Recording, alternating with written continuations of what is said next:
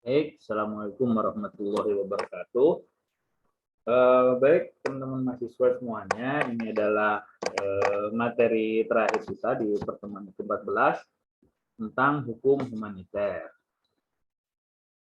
Oke.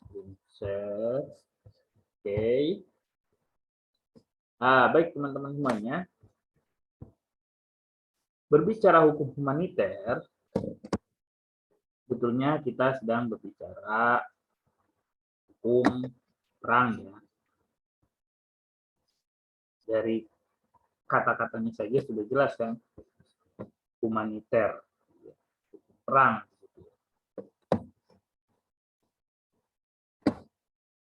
Nah, jadi hukum humaniter internasional atau hukum humaniter adalah nama lain dari apa yang dulu disebut dengan hukum perang atau hukum sengketa bersenjata. Jadi intinya ketika terjadi sebuah peperangan, ada hukum-hukum yang memang harus ditaati, ya, oleh negara-negara. Bahwa kita memahami hukum internasional itu tidak ada kedaulatan di atas negara, tapi negara-negara atau kebiasaan internasional tentu punya komitmen, ya, tentang hukum yang beradab atau hukum yang memegang teguh hak asasi manusia. Jadi apa akibatnya? Ya akibatnya akan dikucilkan atau akan ada sampai kepada sampai kepada sanksi-sanksi oleh negara-negara yang memang berkomitmen atas hukum humaniter ini, begitu ya. Nah, bahkan bisa juga kejahatan-kejahatan perang ini secara personal itu akan disidang, bisa dilakukan persidangan, ya, atas kejahatan yang dilakukan tidak didasarkan pada yang diakibatkan dari melanggar hukum-hukum perang. Nah, hukum humaniter ini merupakan salah satu cabang dari hukum internasional publik. Ini maksud bahwa norma-norma internasional ini nanti kita akan lihat dari sumber-sumbernya, ya, tentang hukum humaniter ini, termasuk ada kebiasaan, ada perjanjian internasional, ada kebiasaan internasional, ini menjadi bagian dari hukum publik, begitu ya. Baik, teman-teman semuanya, dalam hukum humaniter dikenal dua bentuk perang atau sengketa bersenjata, yaitu sengketa bersenjata yang bersifat internasional dan bersifat non-internasional. Dalam hal sengketa bersenjata yang bersifat internasional, itu jelas, ya, jadi pelibatan terhadap peperangan ini tentu tidak hanya negara yang bersengketa saja, tapi juga bisa melibatkan pihak-pihak lain, ya. Pada Perang Dunia Kedua sebagai contoh yang bersengketa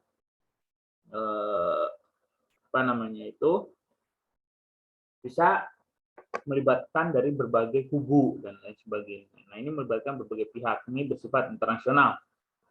Juga sebetulnya internasional juga sebagaimana terdapat dalam Protokol 1 tahun 1977, termasuk di dalamnya itu adalah perlawanan terhadap dominasi kolonial, perjuangan melawan pendudukan asing, dan perlawanan terhadap rezim rasialis sebagai bentuk lain dari sengketa bersenjata internasional. Nah, termasuk ya ketika ada sebuah negara dijajah oleh negara lain dalam bentuk kolonisasi ataupun penjajahan dari pendudukan oleh sebuah negara yang menjajah. Nah, ini juga masuk ke dalam hukum internasional, ya.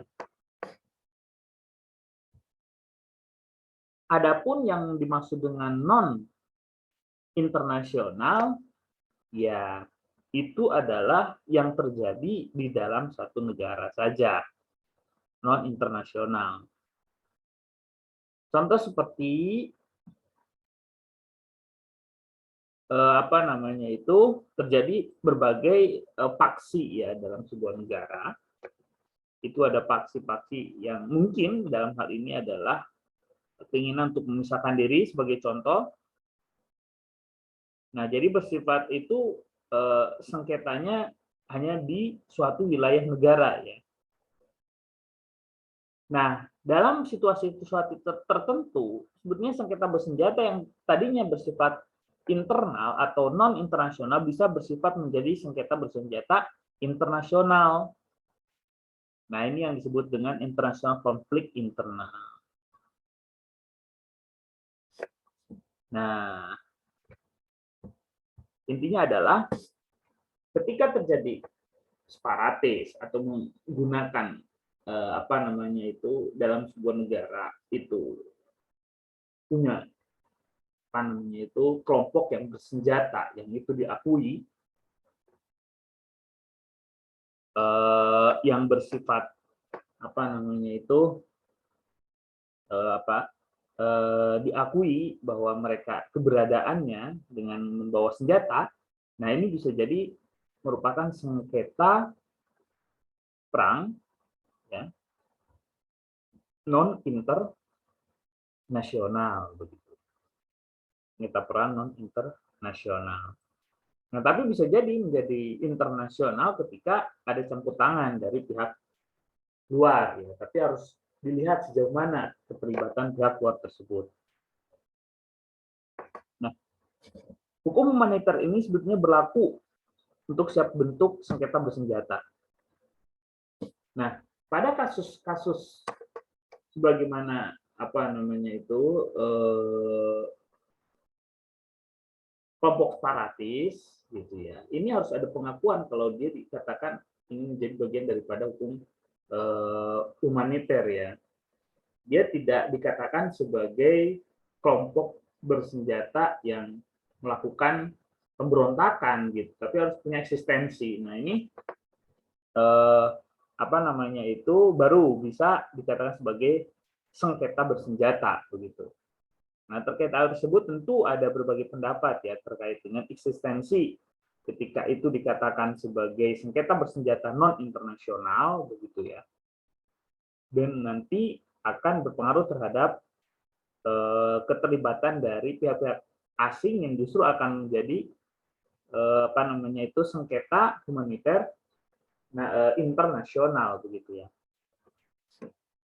Nah, yang perlu digarisbawahi bahwa hukum humaniter ini berlaku dalam setiap bentuk sengketa bersenjata, baik itu perang konvensional, perang non-konvensional, dan perang modern.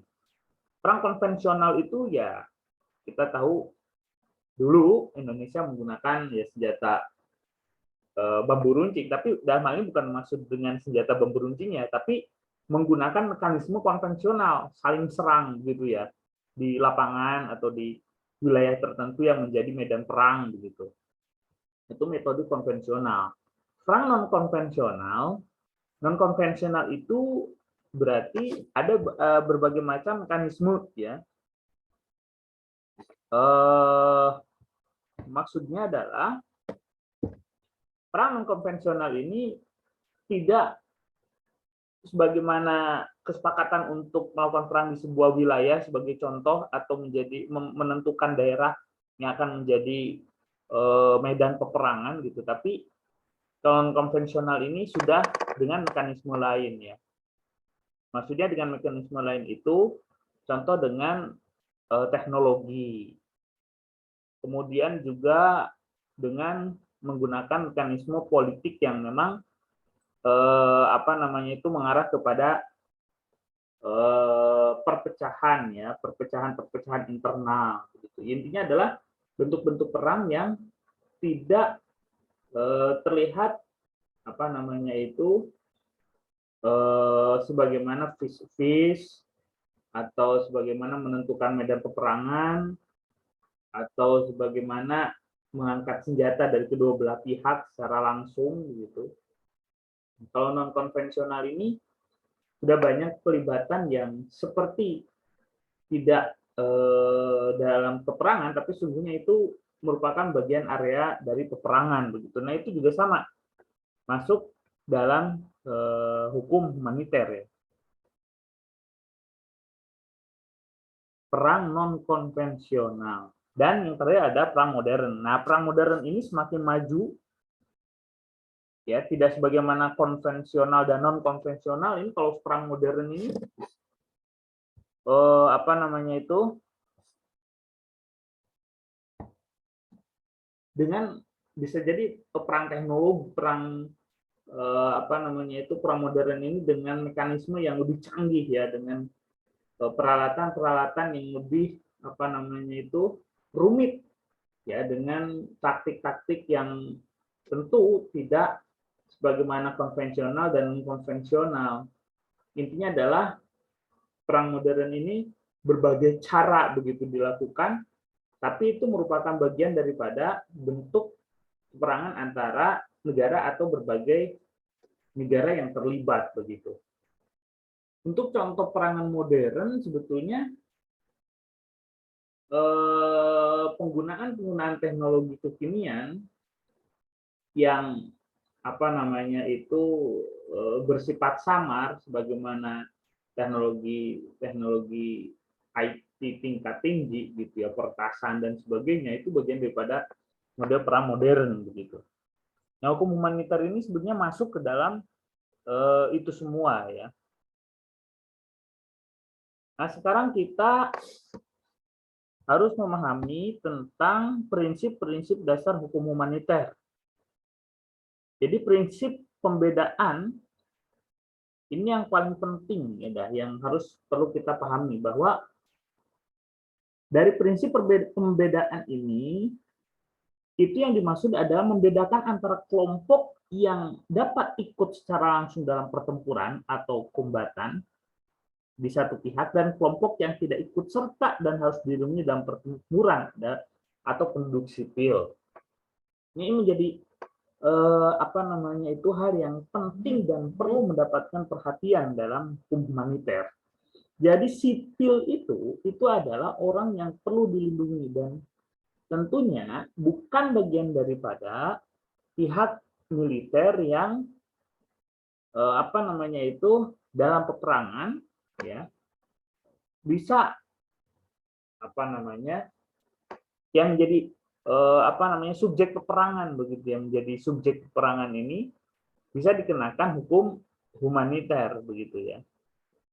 Nah, tapi asasnya adalah bagaimana pembedaan antara militer dan sipil. Intinya begini, kalau mau menyerang, kalau mau apa namanya itu membunuh atau melakukan hal yang dalam hukum humaniter itu diperbolehkan atau diatur, maka seharusnya adalah militer dengan militer. Tidak boleh ada istilah militer menyerang sipil begitu. Maka kita tahu dalam berbagai serangan itu, contoh ketika yang kena adalah warga sipil, itu mereka berpendapat bahwa para militer bersembunyi di tempat sipil begitu. Nah, ini biasanya alasan-alasan yang digunakan untuk berkelit bahwa mereka sebetulnya memang menyerang warga sipil, dan ini tentu merupakan pelanggaran dalam peperangan. Jadi warga sipil itu harus dilindungi. Yang masuk dalamnya adalah Palang Merah Indonesia, kemudian ya bukan Palang Merah Indonesia, Indonesia Palang Merah ya, bagian tim medis kesehatan, kemudian dokter termasuk dalamnya, dan jurnalis. Ini mereka punya hak imunitas ketika terjadi peperangan gitu. Nah, jadi yang bisa diserang, yang bisa di apa namanya itu dalam peperangan itu yang menjadi sasaran yaitu militer dengan militer gitu. Nah, kemudian selanjutnya adalah prinsip kepentingan militer. Berdasarkan prinsip ini, pihak yang bersengketa dibenarkan menggunakan kekerasan untuk menundukkan lawan demi tercapainya tujuan dan keberhasilan perang. Ini yang saya maksud tadi.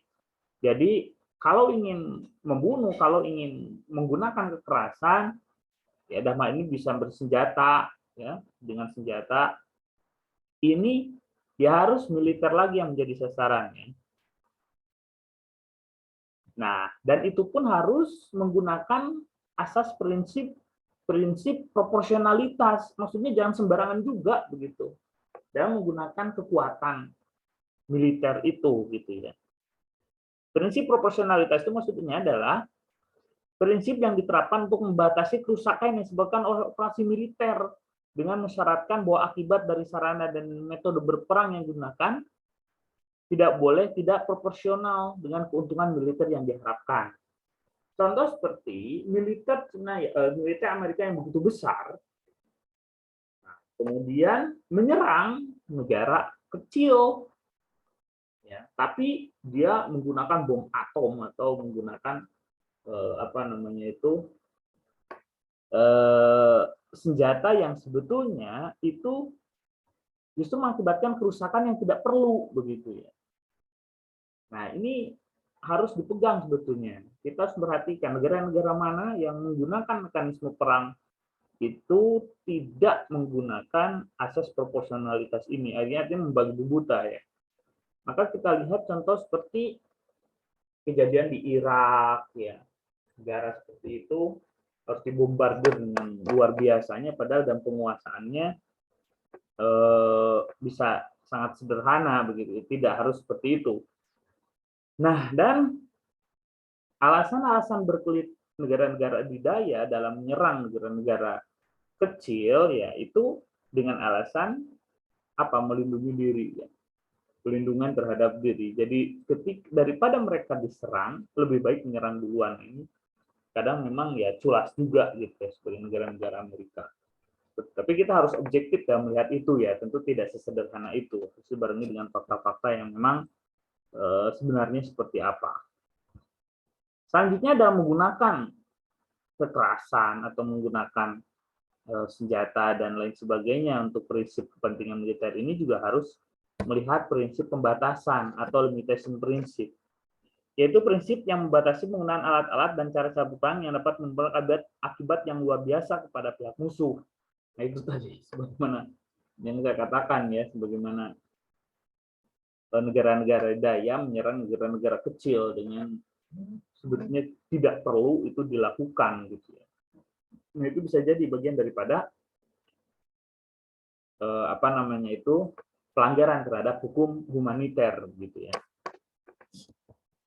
Nah, selanjutnya adalah prinsip kemanusiaan atau humanity.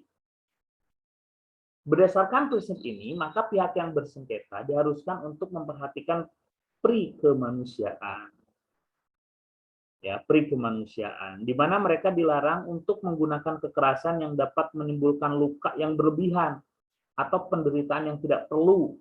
Oleh karena itu, prinsip ini sering disebut dengan unnecessary suffering principle. Ini maksudnya, dulu ketika zaman Perang Dunia Kedua itu kan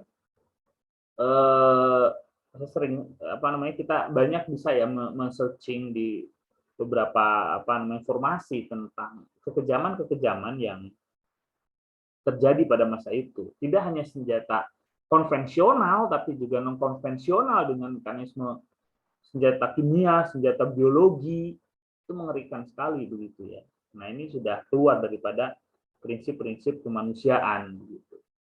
Jadi ada camp-camp percobaan yang tentu itu melanggar hak asasi manusia. Selanjutnya adalah prinsip kesatrian atau chivalry. Prinsip ini mengandung arti bahwa di dalam perang kejujuran harus diutamakan. Penggunaan alat-alat yang tidak terhormat, perbuatan curang, dan cara-cara yang bersifat khianat itu dilarang. Ya, contoh ketika ada perjanjian damai, ketika musuh lengah akhirnya malah diserang. Nah, ini bagian daripada bentuk dari pelanggaran terhadap prinsip kesatria. Ya harus fair, gitu. Tentukan di mana daerah wilayah perang gitu yang tidak menginginkan sipil, baru adu kekuatan dan adu persenjataan dan lain sebagainya gitu. Yang terjadi saat ini adalah ya pramodern ya. Berbagai cara, berbagai teknik itu sudah di luar prediksi-prediksi cara-cara peperangan yang konvensional gitu ya. Bahkan yang melebihi yang non konvensional gitu.